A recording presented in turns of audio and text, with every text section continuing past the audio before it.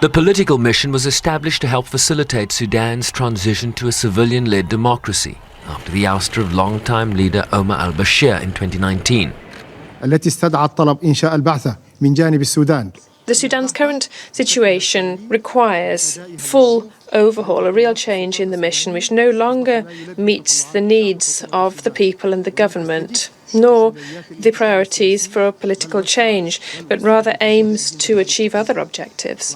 I would like to give you the decision of the Sudanese government, which is that the mission should come to an end according to the letter addressed to the Secretary-General today.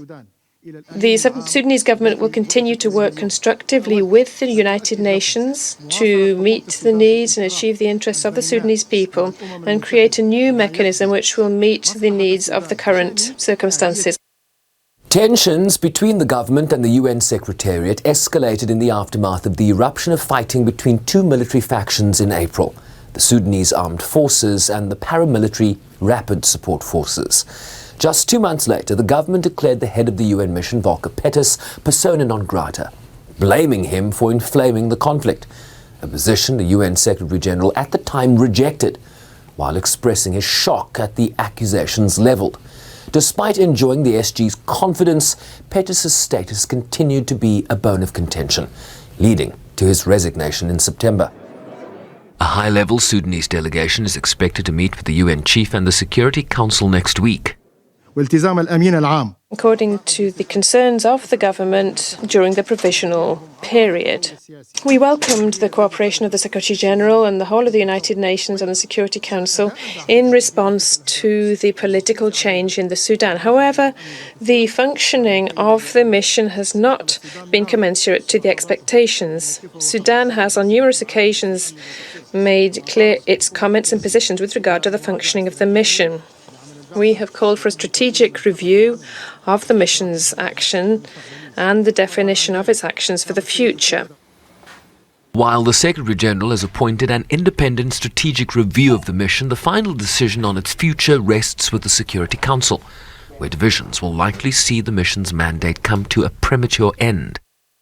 Заканчивается мандат МОН-ППС. UNITAMS' mandate expires on the 3rd of December. We've taken note of the plan for conducting a strategic review to prepare recommendations for the future of UN assistance to Sudan. However, we still believe that the position of the government of Sudan is decisive here. We will decide on the future of the UN mission by taking into consideration the opinion of the host country. The UK, which holds the pen on resolutions related to Sudan, said it believed there was a clear need for a continued UN role in the country, a view echoed by the United States.